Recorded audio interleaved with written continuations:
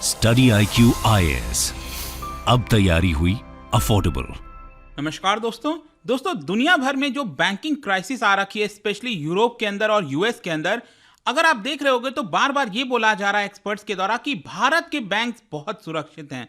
यहां पर आप देख सकते हो why Indian banks remain strong and resilient despite global turmoil. तो आपके लिए जानना जरूरी हो जाता है, स्पेशली एग्जाम पर्सपेक्टिव से यूपीएससी की तैयारी के लिए, कि ये आखिरकार कारण क्या है जिसके अंदर हम कह सकते हैं कि भारत के जो बैंक्स हैं वो स्ट्रांग पोजीशन पर हैं। कौन कौन से जो आंकड़े हैं जो आपको पता होना चाहिए, चाहे एसेट क्वालिटी हो गया, लिक्विडिटी हो गया, चाहे बैड लोन्स की बात करें, बहुत कुछ जानने को आपको मिलेगा इस वीडियो के अंदर। चलिए आगे बढ़ते हैं, लेकिन उससे पहले ध्यान रखिएगा, अगर आप यूपीएससी 2024 की प्रिपरेशन कर रहे हैं, आपके लिए बड़ा मौका है।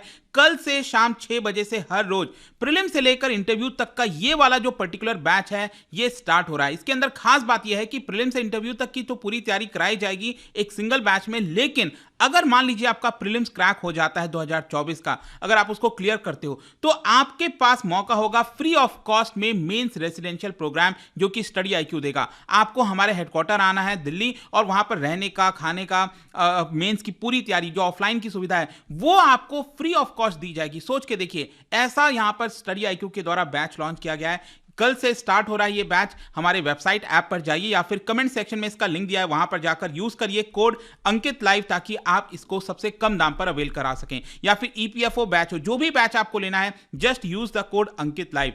इसके अलावा अगर आप MCQs अटेम्प्ट करना चाहते हैं तो मेरे इंस्टा पेज पर जा सकते हैं, वहां पर स्टोरीज में जितने भी MCQs हैं उसको आप अटेम्प्ट कर पाएंगे। चलिए शुरुआत करते हैं और सबसे पहले देखते हैं एग्जैक्टली हो क्या रहा है। जैसा कि आप सबने देखा, यूएस के अंदर 3-4 बैंक यहां पर कोलैप्स हो गए। सिलिकॉन वैली बैंक से ये पूरी शुरुआत हुई, फिर सिग्नेचर बैंक की बारी आई, और उसके बाद यूरोप के अंदर आपने देखा होगा कैसे जो है क्रेडिट स्विस ये यहां पर डूबने के कगार पर आया, और इसी की वजह से स्विट्जरलैंड की जो सबसे बड़ी बैंक है UBS, उन्होंने क्रेडिट स्विस को यहां पर टेक ओवर कर लिया $3.2 बिलियन के डील में, जिसको लेकर मैंने पूरा वीडियो बनाया हुआ है। लेकिन डिस्पाइट ग्लोबल अनसर्टेनिटीज, जो भारत के पॉलिसी मेकर्स हैं, जो एक्सपर्ट्स हैं, उनका कॉन्फिडेंस है कि भारत का जो बैंकिंग सिस्टम है वो काफी रिजिलियंट है, काफी स्ट्रांग पोजीशन पर है। पिछले हफ्ते की बात है, RBI के गवर्नर शक्तिकांता दास ने साफ साफ कहा था कि भारत की जो बैंकिंग सिस्टम है वो अभी भी लगातार स्टेबल है, रिजिलियंट है, डिस्पाइट ग्लोबली अगर हम देखें तो बहुत सारे प्रॉब्लम्स आ रहे हैं। इनफैक्ट जो प्राइम मिनिस्टर है नरेंद्र मोदी जी, उन्होंने भी यही जो सेंटीमेंट है उसको दोहराया और यही कहा कि ग्लोबल क्राइसिस के बावजूद भी भारत की बैंकिंग सिस्टम लगातार स्ट्रांग है। तो यहां पर कौन से आंकड़े हैं जो आपको पता होने चाहिए, वो मैं आपको एक एक करके बताता हूं। आखिरकार क्या कारण है जिसकी वजह से हम कह सकते हैं भारत के बैंकिंग सिस्टम काफी मजबूत है। सबसे पहला है लो फॉरेन क्लेम। देखो क्या होता है ना कि जैसे भारत के अंदर कोई बैंक है तो भारत के जो निवासी हैं, हम जो सिटीजन्स हैं, हम अपना पैसा जमा करते हैं बैंकों के अंदर, भारतीय बैंकों के अंदर। लेकिन ऑब्वियस सी बात है कि जो फॉरेन कंट्रीज में जो लोग हैं उनका भी कुछ भारत के अंदर पड़ा होगा, भारत के बैंकों में पड़ा होगा, राइट। तो यहां पर आप देखो तो क्या होता है ना कि अगर मान लो बाहर कोई दिक्कत आ जाएगी, ग्लोबली कोई प्रॉब्लम आ गया, तो वो लोग अपना पैसा जल्दी विड्रॉ कर सकते हैं। तो जरूरी क्या होता है कि भारत के बैंकों में ज्यादातर जो पैसा है वो हमारा ही पड़ा हो, और इसी की वजह से आप देखोगे यहां पर जो मेजर कंट्रीज हैं उसमें आप देख सकते हो, जैसे फॉर एग्जांपल यूनाइटेड स्टेट्स में जितना पैसा जमा है वहां की बैंकों में वो लगभग है 14,000 बिलियन डॉलर के आसपास, 14,000 बिलियन डॉलर के आसपास, और उसमें से जो फॉरेन सिटीजन्स का जो पैसा है वो है करीब 4 बिलियन डॉलर के आसपास। ये आप समझ पा रहे होगे ना ये रेशियो। वहीं अगर आप भारत का देखिए, भारत की बैंकों में कितना पैसा जमा है, 2600 बिलियन डॉलर, और यहां पर फॉरेन सिटीजन्स का कितना पैसा है जो क्लेम कर सकते हैं भारत के बैंकों में, वो है सिर्फ 104 बिलियन डॉलर। मतलब कि हमारे यहां पर जो बैंकिंग सिस्टम है उसमें बाहर का पैसा कोई बहुत ज्यादा नहीं है, और इसलिए सबसे पहला कारण है कि जो फॉरेन क्लेम है वो काफी कम है, और इसी की वजह से हमारे बैंक काफी सुरक्षित हैं। इनफैक्ट मैं अगर आपको बोलूं तो पूरे कंट्रीज में आप देखोगे ना, सबसे कम आपको भारत के बैंकों का ही फॉरेन क्लेम मिलेगा। या पूरा चार्ट चेक कर सकते हो, ऑस्ट्रेलिया से लेकर यूएस तक का सबसे कम फॉरेन क्लेम आपको भारत के बैंकों में ही देखने को मिलता है। और इसीलिए कहा जा रहा है एक्सपर्ट्स के द्वारा कि भारत की बैलेंस शीट इतनी स्ट्रांग है कि कोई भी प्रॉब्लम भारत के बैंकों से स्टार्ट नहीं हो सकती। जो ग्लोबल प्रॉब्लम होगी ना वो भारत के बैंकों से स्टार्ट नहीं होगी। फिर दूसरा जो चीज हम सबको पता होना चाहिए कि बैंक डूबता कब है, जब उसका कैपिटल काफी ज्यादा खत्म हो जाता है, नीचे आ जाता है और उसने बहुत लोन दिया होता है। तो जरूरी है कि किसी भी बिजनेस को, सिर्फ बैंकों की बात नहीं है। दुनिया में अगर आप कोई भी काम करो, बिजनेस करो, तो आपको पता है ना, पूंजी चाहिए, कैपिटल चाहिए।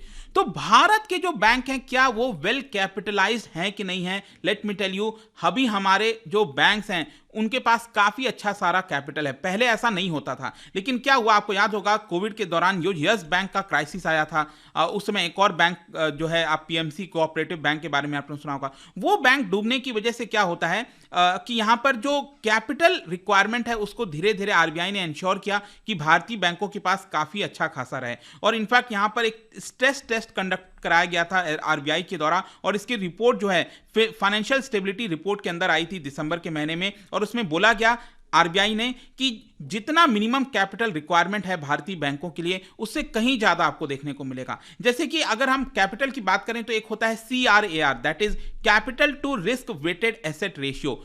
इसका परसेंट जो है आरबीआई कहता है भारतीय बैंकों का 9% होना चाहिए, लेकिन आपको पता है वो कितना है? ये इस समय लगभग आपको 16% मिलेगा। सोच के देखिए, रिक्वायरमेंट कितना है capital to risk weighted asset ratio का? सिर्फ 9% है, लेकिन यहां पर एक्चुअल कितना है? ये 16% मिलेगा। तो इससे साफ दिख रहा है कि हमारे पास, हमारे भारतीय बैंकों के पास कैपिटल अच्छा खासा है। देखो, एक सिंपल सा मैं आपको बता देता हूं कि कैपिटल ज्यादा होने से क्या होगा। जब ज्यादा कैपिटल होगा बैंकों के पास, वो ज्यादा उधार दे पाएंगे। अगर कैपिटल कम है तो वो उधार उतना नहीं दे पाएंगे। ये सिंपल सा चीज ध्यान में रखना, ठीक है? तो इसी की वजह से कैपिटल होना बहुत इंपॉर्टेंट होता है, और भारतीय बैंकों के पास पिछले कुछ समय से जो कैपिटल है वो काफी अच्छा खासा आपको देखने को मिलेगा। फिर नेक्स्ट है यहां पर asset quality position of bank. जब मैं एसेट क्वालिटी बात करता हूं, मतलब बैंक के लिए एसेट क्या है? बैंक के लिए एसेट वो होगा जो उसने उधार दिया हुआ है, जो लोन पर दिया हुआ है। जैसे कि अगर आपने 1 लाख रुपए बैंक से उधार लिया, तो ये 1 लाख रुपए बैंक के लिए क्या है? वो एसेट है ना, क्योंकि वो उसको रिटर्न आने हैं। तो वो आपने देखा होगा कई बार बैंकों के पास पैसा रिटर्न नहीं आता, और वो क्या बन जाता है? वो बन जाता है बैड लोन, जिसको हम एनपीए कहते हैं, नॉन परफॉर्मिंग एसेट। और क्या हुआ था कि 2014 के आसपास देखोगे आप, 2013 के आसपास, तो एनपीए बहुत ज्यादा बढ़ गया था देश का। कितना बढ़ गया था? 2018 सितंबर में ये पीक पर चला गया था, और ये हो गया था 10% से ज्यादा, लगभग 11% के आसपास। लेकिन आज के डेट में पोजीशन ये है कि ये गिरते गिरते 5% आ गया है, और अगले साल ये और गिरकर 4.9% हो जाएगा। मतलब कि यहां पर जो बैड लोन्स की समस्या थी, उसको कहीं ना कहीं आरबीआई ने सुधारा है, उसको कम करने की कोशिश की है, और इसकी वजह से आप देख सकते हो कि जो एनपीए है बैंकों का, वो काफी हद तक कम हो गया है। फिर नेक्स्ट जो एक और पैमाना जो आपको पता होना चाहिए, वो है इंडियन बैंक्स बॉन्ड पोर्टफोलियोज। देखो, ये इंपॉर्टेंट, मैं आपको बताता हूं ये है क्या चीज। अभी रिसेंटली जो भी यूएस के अंदर क्राइसिस हुआ था ना, उसका एक मेन कारण बताया जा रहा था कि फेडरल रिजर्व ने बहुत ज्यादा इंटरेस्ट रेट बढ़ा दिया था। अब इंटरेस्ट रेट बढ़ाने का मतलब, जैसे भारत के अंदर आपने देखा होगा रेपो रेट आरबीआई बढ़ाती रहती है। आज के डेट में रेपो रेट 6.5% हो गया है, और ये एक साल पहले 4% था, तो 2.5% ये बढ़ाया गया है। लेकिन यूएस के अंदर इसको 4.5% बढ़ाया गया है। सोच के देखिए, 4.5% बढ़ाया गया है। तो ये एक मेन कारण बताया जा रहा है कि इंटरेस्ट रेट बढ़ने की वजह से यहां पर जो बैंकों की हालत है वो खराब हो गई। अब क्यों हो गई? क्योंकि क्या हुआ था कि जब इंटरेस्ट रेट कम थे, जब 0 के आसपास था यूएस के अंदर इंटरेस्ट रेट, तो बैंकों ने क्या किया, जो डिपॉजिटर्स का पैसा था वो बॉन्ड में जमा कर दिया। तो बॉन्ड में उनको उतना इंटरेस्ट आता नहीं था, और आज के डेट में क्या हुआ है कि अगर वही पैसा आज वो इन्वेस्ट करते तो उनको ज्यादा इंटरेस्ट मिलता, क्योंकि उन्होंने पहले इन्वेस्ट किया हुआ था, इसकी वजह से उनको इंटरेस्ट ज्यादा नहीं मिल रहा है। तो ये क्या हुआ है ना, आप देख सकते हो यहां पर फेडरल रिजर्व ने 450 बेसिस पॉइंट, मतलब 4.5% इंटरेस्ट बढ़ाया है, और आरबीआई ने भारत के अंदर सिर्फ 2.5% के आसपास बढ़ाया है। तो मतलब कि भारत के जो बैंक्स हैं वो बेटर पोजीशन में हैं। यहां पर जो समस्या यूएस में देखने को मिली थी, वो भारत में आपको वो देखने को नहीं मिलेगा। फिर नेक्स्ट जो एक और इंपॉर्टेंट चीज जो आपको पता होना चाहिए, वो है लिक्विडिटी। देखो, क्या हुआ था कि सिलिकॉन वैली बैंक में एक मेजर क्राइसिस क्यों आया? क्योंकि जितने भी स्टार्टअप्स हैं, वो जिन्होंने पैसा अपना जमा किया था सिलिकॉन वैली बैंक में, वो उनसे लेने पहुंच गया, क्योंकि उनको डर लग गया कि उनके पास पैसा है कि नहीं है, वो बैंक डूबने वाला है। तो क्या होता है ना कि बैंक के पास लिक्विडिटी होनी चाहिए, पैसा उस समय होना चाहिए, ताकि कोई भी अगर मांगने आए अपना पैसा तो बैंक देगा, तभी तो ट्रस्ट बढ़ेगा। अगर बैंक मना कर दे कि हम पैसा भी नहीं दे पाएंगे, कल आना, तो आपको डर लगेगा ना कि क्या वो बैंक डूबने वाला है कि नहीं। तो भारत के पास आप देख सकते हो यहां पर जो लिक्विडिटी है वो काफी अच्छी खासी है। In fact credit to deposit ratio 75% के आसपास है, which is very comfortable level.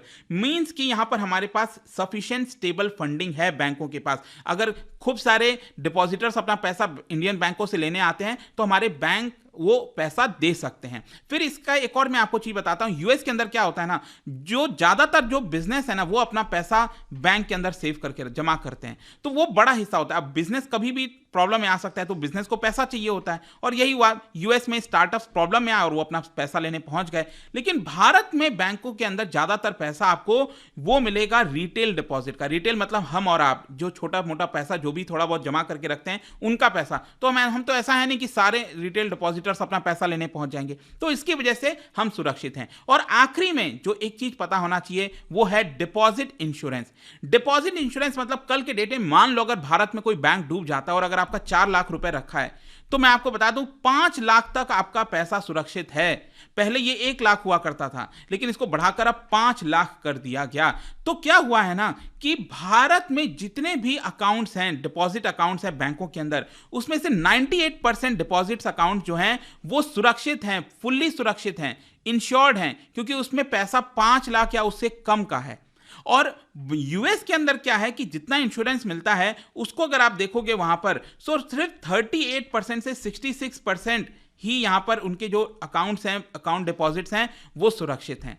तो इसी की वजह से आप कह सकते हो कि भारत के बैंक जो है वो काफी स्ट्रांग है डिस्पाइट ग्लोबल बैंकिंग क्राइसिस। आई होप कि ये जो वीडियो था आपको एकदम क्रिस्टल क्लियर अच्छे से समझ में आ गया होगा। और जाने से पहले एक इंटरेस्टिंग क्वेश्चन, क्या आप बता सकते हो पेमेंट बैंक के बारे में? मतलब पेमेंट बैंक जो है जो भारत में चल रहा है, इसमें वो क्या क्या फैसिलिटीज प्रोवाइड कर सकते हैं, ये आपको बताना है। इसका राइट आंसर आप सबको पता है, मेरे इंस्टाग्राम पर तो मिलेगा ही, वहां पर अगर आप नहीं हो कोई बात नहीं, टेलीग्राम से भी ले सकते हैं इसका सही उत्तर। मैं कई सारे जो एमसीक्यूज हैं वो यहाँ पर स्टोरीज में डालता रहता हूं। बाकी अगर आपको पीडीएफ चाहिए तो टेलीग्राम पर आइए, अलग अलग सोशल मीडिया पर आप जुड़ पाओगे। और जैसा मैंने बताया, यूपीएससी की अगर आप तैयारी कर रहे हो, प्रीलिम से लेकर इंटरव्यू तक की पूरी तैयारी, यहां पर आपको बहुत ही अच्छा मौका है। कल से ये बैच स्टार्ट हो रहा है, don't wait now, just join this course as soon as possible, use the code Ankit live. I hope कि वीडियो आपको पसंद आया होगा। मिलता हूं आपसे next time, till then thank you very much, see you soon.